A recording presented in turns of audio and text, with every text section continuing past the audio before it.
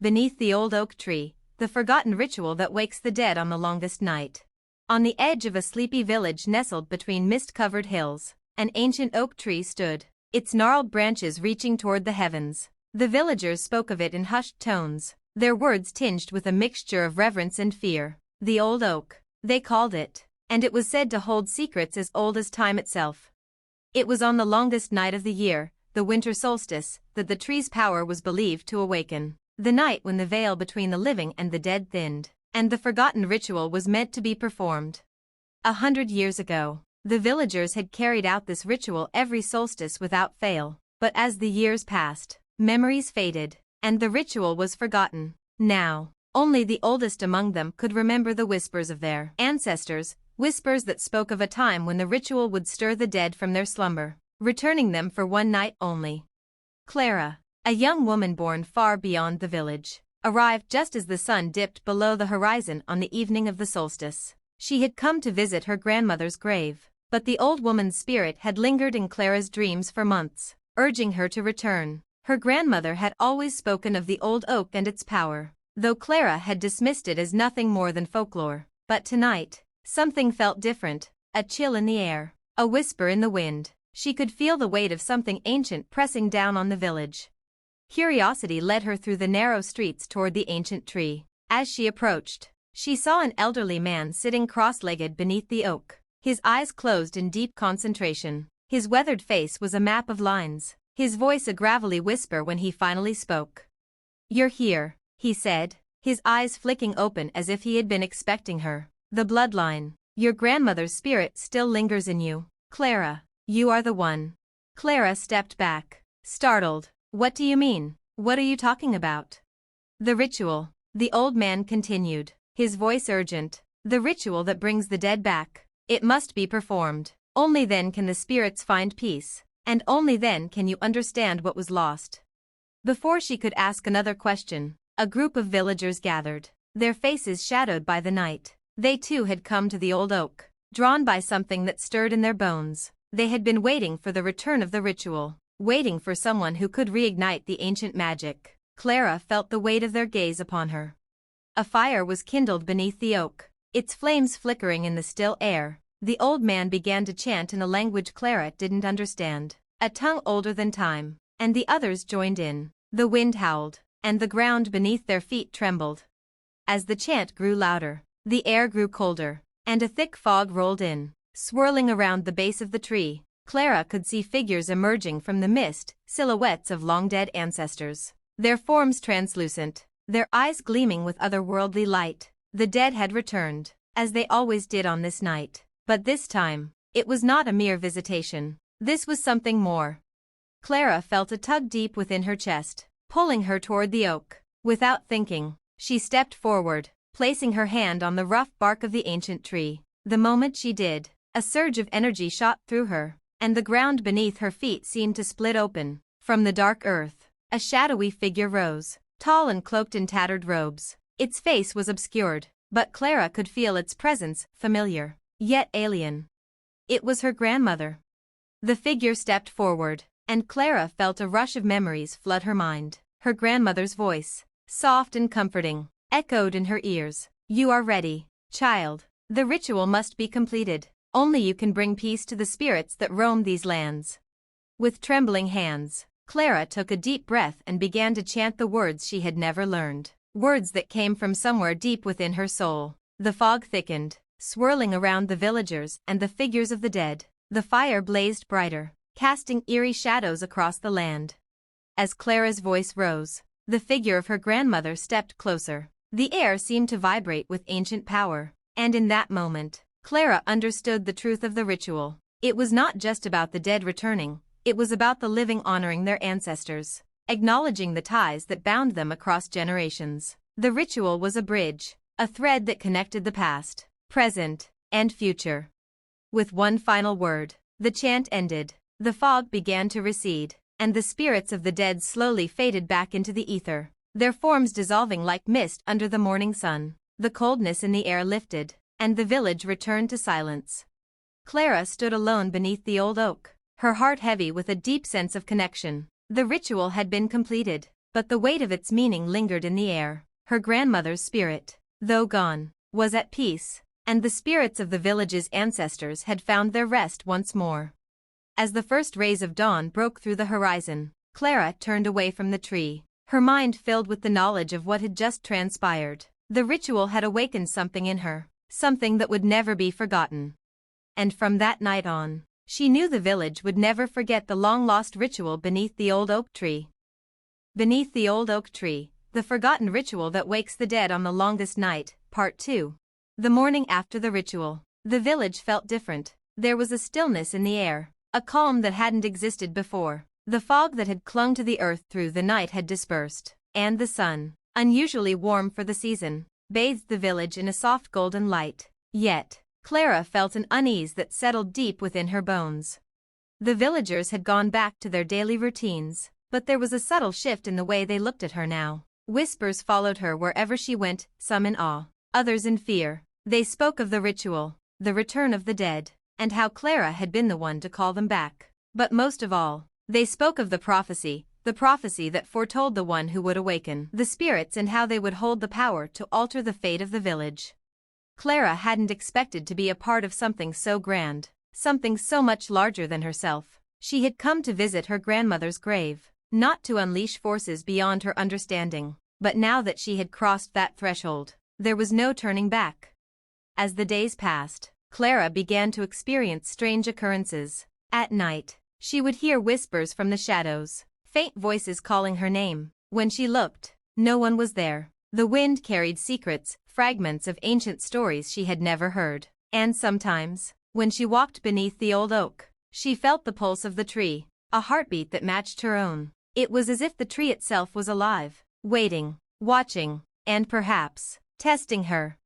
One evening, as Clara stood at her grandmother's grave, the ground beneath her feet seemed to tremble. The whispers in the wind grew louder, becoming words she could now understand. "You must return to the oak," they urged her. "The balance is fragile. The dead have awoken. But something is wrong. Something has been disturbed." Her heart raced, and she knew she couldn't ignore the call. She had to return to the old oak, to the place where the ritual had begun, and discover what had gone awry. She couldn't shake the feeling that her part in the ritual was far from over. As Clara approached the tree that night, the air around it was thick with an unnatural energy. The village was quiet, too quiet. Not a single soul was in sight. The shadows seemed to stretch longer than they should, and the branches of the oak swayed without wind. The ground was soft beneath her feet, as though the earth itself was shifting. She wasn't alone. A figure emerged from the mist, the same cloaked figure from the night of the ritual. But this time, it wasn't her grandmother. The figure was tall, gaunt, its face hollow and skeletal. Its eyes burned with an eerie, pale light, and its presence filled the air with an overwhelming sense of dread. "You should not have awakened us, child," the figure rasped. Its voice was deep, hollow, as though it came from the depths of the earth. "The ritual was not meant to bring us back, but to keep us buried in the forgotten corners of time. You have disturbed the delicate balance." Clara froze, her heart pounding in her chest. The figure stepped forward, its every movement sending a shiver down her spine. "What do you mean?" Clara whispered, though the words felt as if they could choke her. "The ritual, my grandmother." "Your grandmother," the figure interrupted, its voice like a slow crawl of decay, "was never meant to be the guide. The true purpose of the ritual was to bind us here, to keep the dead from rising. You've unleashed the darkness that we were meant to hold at bay."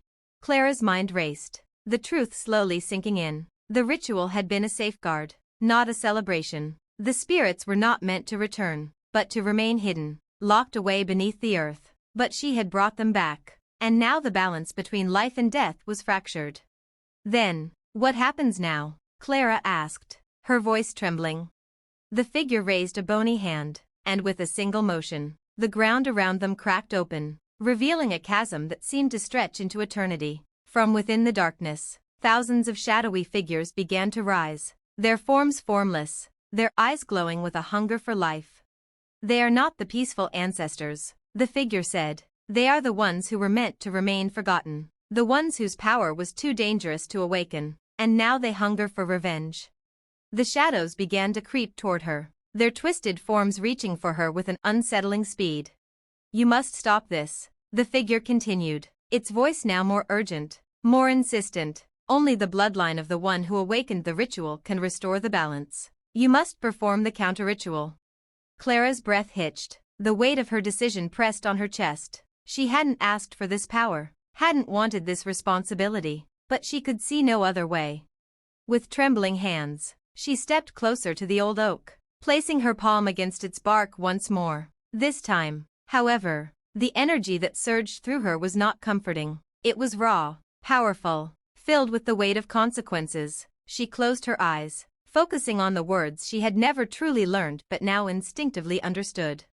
The chanting began again, this time in a language older than time, words that resonated deep within her very soul. The ground trembled beneath her feet as the spirits of the dead began to swirl around her, their glowing eyes fixed on her as though they could sense the power building. The figure of her grandmother appeared once more, this time standing beside her, its spectral form glowing softly in the darkness. "Finish what you've started, child," her grandmother's voice whispered, filled with both sorrow and pride. Clara's voice grew louder, stronger, as the energy from the oak surged through her. The dark spirits recoiled, shrieking as they tried to resist. The wind howled, the earth quaked, and the stars above seemed to flicker in time with the rhythm of her chant. With one final, powerful word, Clara released the energy. A burst of light shot into the sky, and the spirits, one by one, dissolved into nothingness, their twisted forms evaporating into the night. The ground stilled, the air cleared, the darkness that had once hovered over the village was lifted, and the world returned to a quiet calm. Clara collapsed to her knees, exhausted, but with a sense of peace she had never known before. The spirits were gone, and the balance had been restored, for now. But as Clara gazed up at the old oak, she realized that the ritual, whether forgotten or remembered, was never truly over. The tree still pulsed with ancient power, and the long night, with all its secrets, would always be waiting beneath its branches. Beneath the old oak tree, the forgotten ritual that wakes the dead on the longest night, Part 3. The morning after the ritual had ended, the village was silent. The weight of what Clara had done hung in the air, like the stillness before a storm. As the sun rose and the villagers began to stir from their homes, none of them seemed to acknowledge the grave events of the night before. It was as though the world had gone on, unaware of the struggle that had unfolded beneath the old oak. But Clara knew better. She could still feel the pulse of the tree in her bones, its ancient heartbeat echoing through the earth. It hadn't ended, not truly. The dead had been forced back into the shadows, but something deeper had been awakened, something she couldn't fully comprehend. The ritual was only a temporary fix, a seal placed on a wound that would never fully heal. Over the following days, Clara found herself unable to shake the sensation that she was being watched. The villagers seemed to avoid her gaze, whispering behind her back. She caught fragments of their hushed conversations, but no one ever dared speak to her directly. It was as though she were a ghost in her own village, a figure of both reverence and fear. One night, as Clara walked alone through the streets, she felt the familiar pull in her chest, a call to the old oak. It was stronger now, an unrelenting tug, as if the tree itself were summoning her, demanding that she return. She tried to ignore it, to walk away, but the need to go grew overwhelming. By the time she reached the oak, the sun had dipped below the horizon, casting long shadows across the land. The air was thick with tension, and the tree seemed to loom larger in the darkness, its twisted branches reaching toward her like skeletal fingers. Clara hesitated, her breath catching in her throat. She had thought the ritual was over, that the balance had been restored. But now, beneath the old oak, something else stirred, something more ancient, more dangerous than anything she had faced before. A voice echoed in her mind, clear and undeniable. "Come." She couldn't resist. As if in a trance, Clara stepped forward, her feet carrying her toward the base of the tree. She placed her hand against its rough bark, and once again, the energy of the tree surged through her. This time, however, the sensation was different, darker, colder. The ground beneath her cracked open, but instead of shadowy figures or spirits of the dead, a swirling vortex of black mist began to form, spiraling upward from the earth. Clara's heart pounded in her chest as the wind picked up, the trees around her bending as though they too were responding to the call. From the swirling mist, A figure stepped forward, a figure cloaked in darkness, its face hidden by a mask of shadows. Clara's breath caught in her throat as the figure raised its hand toward her. "You have undone what should have never been undone," the figure said, its voice an unsettling whisper that seemed to come from everywhere at once. "You have freed something far worse than the dead." Clara's knees trembled, and she struggled to find her voice. What have I released?" The figure stepped closer, its presence cold and suffocating. "You have released the Keeper, the one who guards the boundaries between life and death, the one who was never meant to be awakened. And now, the fabric between the two worlds is torn. You are the only one who can repair it." Clara's mind spun. She had only meant to restore the balance, to send the restless spirits back into the earth. But she had done more than that. She had inadvertently broken open the barrier between the living and the dead, unleashing a force far older and far more dangerous than anything she could have imagined. The Keeper was the guardian of the threshold. Its purpose had been to ensure that the worlds of the living and the dead remained separate, to keep the forces of death from overtaking the living. But now, with the veil shattered, the Keeper was free, and its wrath would be terrible. How do I stop it?" Clara whispered, her voice barely audible against the wind.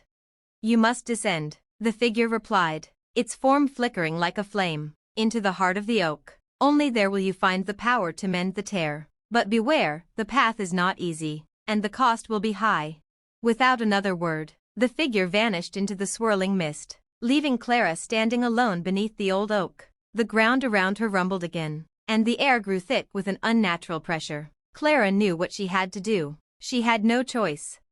Taking a deep breath, Clara stepped forward, her heart heavy with fear and determination. As her feet sank into the earth beneath the tree, she felt herself falling, not through the air, but through time itself. The darkness swallowed her whole, and the world above her faded into nothing. When Clara opened her eyes, she was no longer beneath the old oak. She stood in a cavern of ancient stone, the walls pulsing with a strange, ethereal glow. In the center of the cavern, a massive, twisted root rose from the ground, stretching upward into a crack in the ceiling, as if it were a bridge between worlds.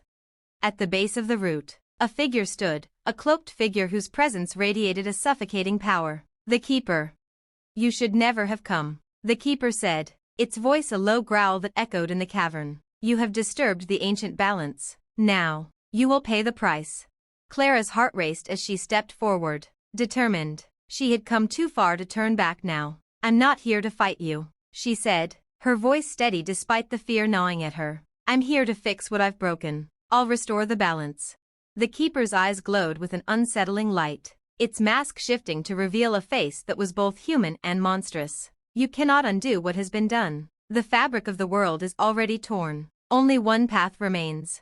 Clara took another step forward. "Then tell me. I'll do whatever it takes." The Keeper's mask shifted once more, its eyes narrowing. "To restore the balance, you must make a choice. One world will be forever sealed, while the other will remain open. You can either close the gateway between life and death forever, trapping the spirits in the world of the dead, or you can allow the dead to walk among the living, forever changing the course of history." Clara's mind reeled. The decision before her was impossible. If she chose to close the gateway, the dead would be lost forever, and the spirits of the ancestors would be silenced. But if she kept the gateway open, the dead would return, perhaps in ways more destructive than she could imagine. Her heart weighed with the knowledge of the price she had already paid, of the lives and deaths entwined within the ritual's power. There was no perfect answer, but there was one truth that Clara could hold on to: she would not let the balance slip into chaos, not while there was still a choice to be made. The Keeper waited, its gaze piercing her very soul. The choice was hers. Beneath the old oak tree, the forgotten ritual that wakes the dead on the longest night, Part 4. Clara stood in the heart of the cavern, the weight of the Keeper's words pressing down on her like 1,000 stones. The air seemed to thrum with the power of the decision before her. One path meant the end of the dead's presence in the world forever, while the other would tear the fragile boundary between life and death, bringing a flood of spirits, both kind and vengeful, into the land of the living. Her heart pounded in her chest as she took a steadying breath. She thought of her grandmother, how she had guided her on the night of the ritual, her spirit a beacon of light and love. But then, Clara also thought of the darker spirits, the ones that had risen from the depths, twisted by time and anger, driven by hunger. Could she truly let them walk among the living? Could the world bear such a burden? But as her thoughts spiraled, one image cut through the fog of uncertainty: the old oak, the tree that had borne witness to so many cycles of life and death, standing silently through the centuries. It was not just a symbol of the past, it was a living entity that connected the worlds. If there was a way to mend what had been torn, it was in the roots of that tree. "I cannot choose without understanding," Clara whispered, her voice trembling but determined. "Tell me, Keeper, what is the cost of each choice? What will be lost if I close the gateway? What will be lost if I leave it open?"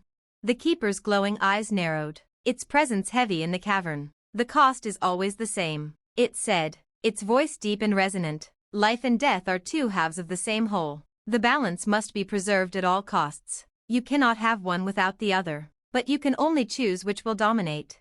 The figure extended its hand, and the cavern seemed to tremble in response. "If you close the gateway, you will sever the connection between the living and the dead forever. The spirits will be trapped, never able to find peace or return to their loved ones. The world will be free of their influence, but at a great cost. Life will become hollow. Without the guidance of the dead, the living will forget their ancestors, their histories, their roots. The land will wither, and the people will grow empty." Clara's breath caught in her throat. She had always thought that closing the gateway would be the right choice, to keep the living safe from the shadows of the past. But now, she understood the weight of that decision. It wasn't just the spirits she would be closing off, it was a connection to everything that had come before, to the wisdom that the dead carried with them.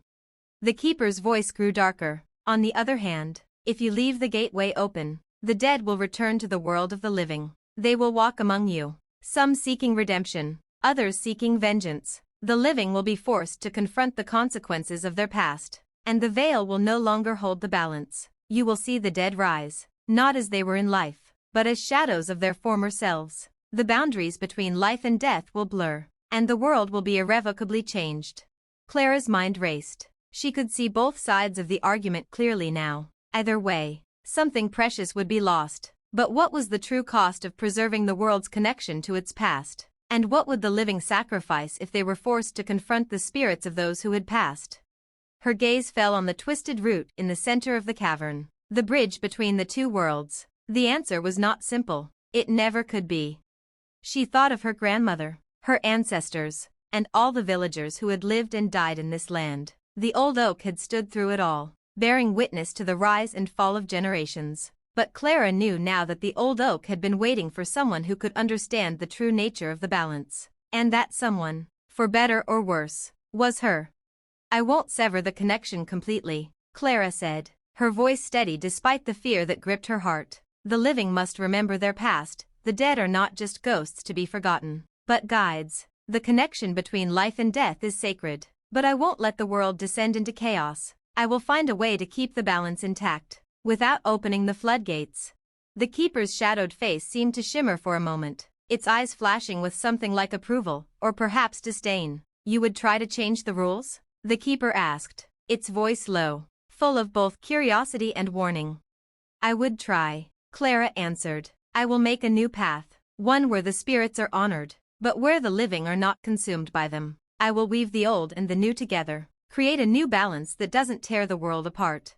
The Keeper fell silent for a long moment, as if contemplating her words. Then, it stepped back, its form flickering like a dying flame. "Very well," it said at last. "You have chosen the path of the mediator, the one who bridges the gap between worlds. You understand now that there is no simple answer, no perfect solution. The world will never be the same as it once was, but if you are willing to bear the weight of this knowledge, the path you walk will shape the future." Clara nodded, her heart heavy with the responsibility she had taken on. "I am ready." With those words, the Keeper reached forward, placing its cold hand on her forehead. The sensation was like ice, seeping into her very soul. Clara felt the weight of ages pass through her, the knowledge of both the living and the dead. She felt the pulse of the old oak, the beating heart of the land, and she understood the balance wasn't something that could be held still. It was something that must be nurtured, tended to, like a living thing.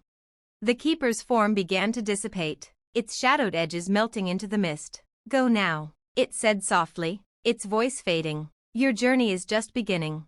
The cavern around Clara began to dissolve, the stones and roots crumbling away. She blinked, and when she opened her eyes again, she was back beneath the old oak, standing in the quiet village at dawn. The air was still, the land untouched by the chaos she had just witnessed. But Clara knew it would never be the same again. As the villagers began to stir, unaware of the cosmic shift that had just occurred, Clara walked to the center of the village, her heart heavy with the weight of her decision. The old oak stood tall beside her, its branches swaying gently in the wind. The balance was no longer something set in stone, it was alive, changing, and Clara had become its steward. She looked toward the horizon, where the first light of morning touched the earth, and whispered softly, "The ritual is not over, it has only just begun." Beneath the old oak tree, the forgotten ritual that wakes the dead on the longest night, Part 5. The days that followed Clara's choice passed slowly, each one heavier than the last. The village, seemingly untouched by the turmoil of the previous nights, carried on with its routines, yet Clara could no longer see the world the same way. The veil between the living and the dead had been torn, and while she had restored a fragile balance, the world itself had begun to change in subtle ways. The old oak stood as a silent sentinel, its roots deep within the land, both a symbol and a warning. Clara could feel its pulse now more than ever, its ancient power coursing through the earth beneath her feet. It was as if the tree itself was alive, its very existence tied to the balance she had chosen to uphold. But Clara knew this balance was not fixed, it was something that would need constant tending. It was not a peaceful equilibrium, but one that swayed and pulsed with the rhythms of life and death, ever fragile and ever changing. The dead, she had learned, did not simply fade away. Their spirits wandered between the worlds, tied to the land by ancient threads that would never fully unravel. Though the gate between realms remained open, Clara had bound the spirits to the earth, tethering them to the land without letting them overwhelm the living. Some spirits remained at rest, finding peace in the silent corners of the village, while others lingered, restless and unresolved, watching over the living with a mixture of longing and quiet sorrow. But not all spirits were content with this arrangement.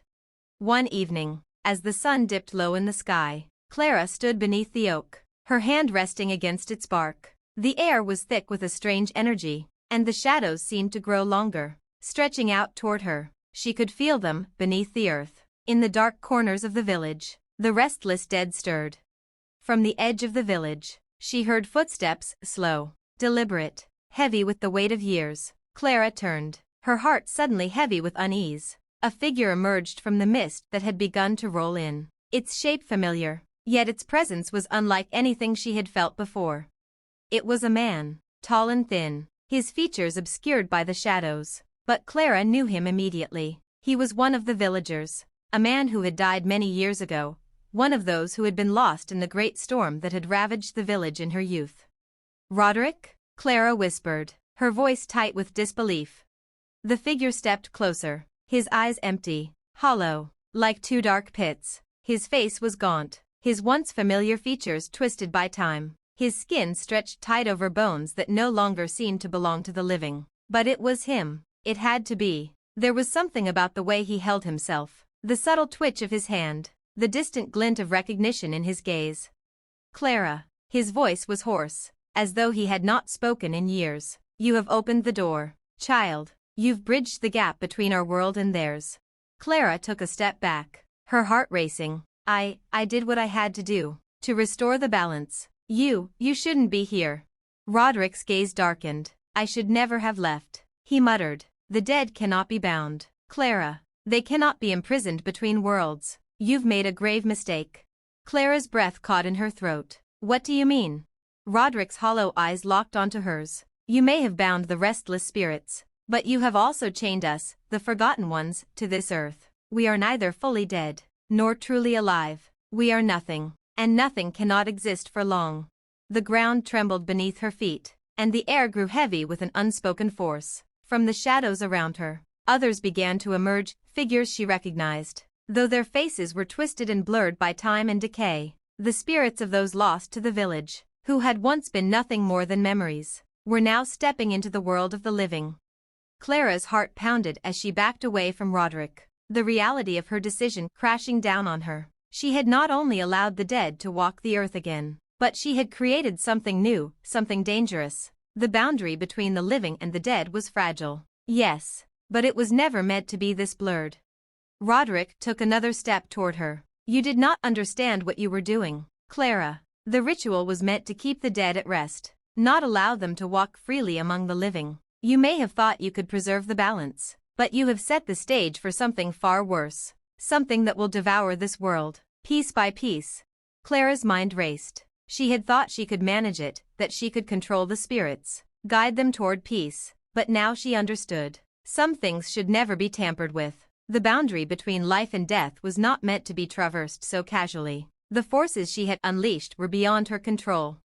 Before she could respond, Roderick raised his hand, and the wind picked up, howling through the branches of the old oak. The shadows around them seemed to close in tighter. The spirits pressing forward, their eyes glowing with a hollow hunger. They were not just wandering spirits, they were hungry, twisted by the very force that had allowed them to return.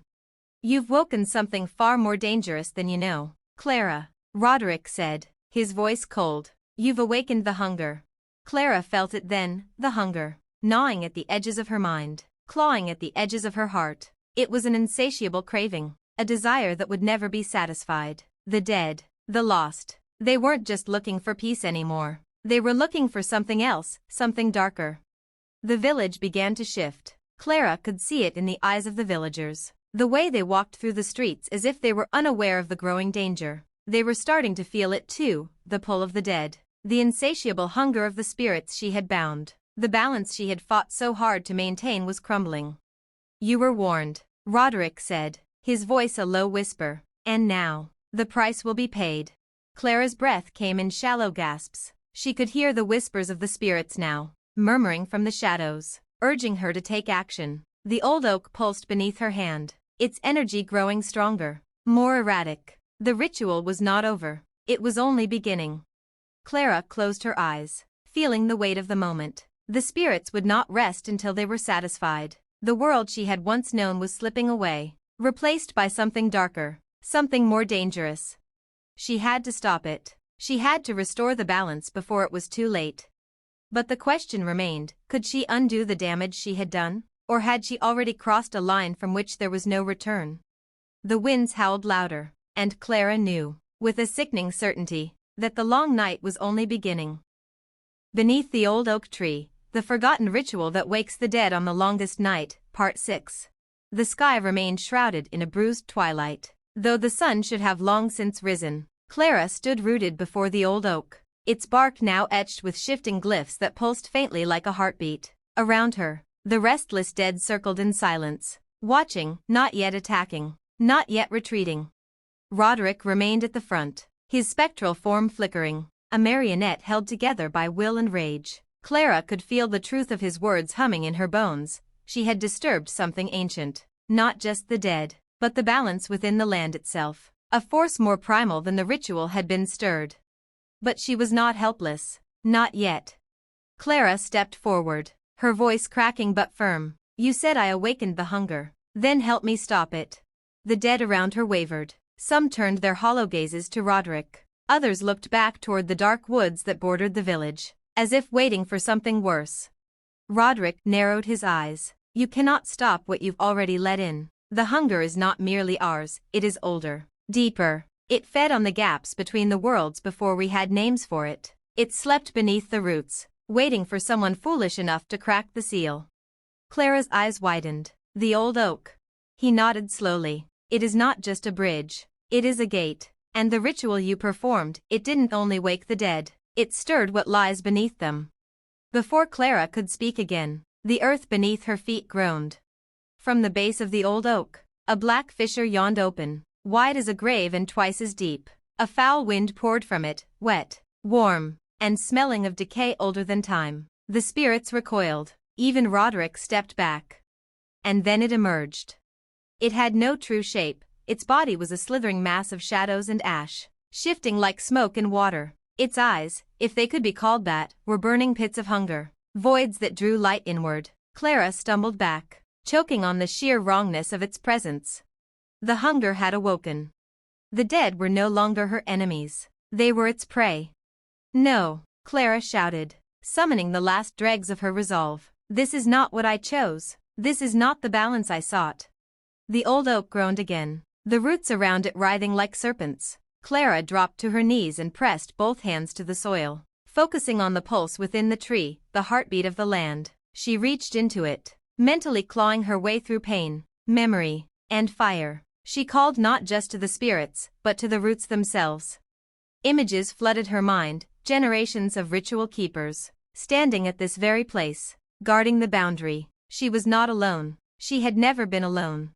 Behind her, the spirits began to sing. It was not a melody of peace, but a dirge of memory, names, faces, stories lost and reclaimed. Their voices joined Clara's will, anchoring her as the hunger rose to full height, shrieking in fury at the resistance. Clara screamed back, not in fear, but in command. I name you, hunger. I see you. I banish you. She reached deeper into the oak, into the marrow of the land itself, and offered something precious, her place among the living, a soul in exchange for a seal. The ground shook, the fissure widened, then snapped shut with a deafening roar. The hunger shrieked, pulled back beneath the earth, its wails swallowed by ancient roots and binding glyphs. One by one, the spirits faded into the mist, their task fulfilled. And Clara collapsed. She awoke the next morning, lying against the oak, pale as ash, eyes ringed with shadow, but alive, changed. The veil had thickened again. The ritual had not ended, it had evolved. Clara was now more than a girl from the village. She was the Watcher. And the longest night had left its mark forever. Would you like the epilogue next?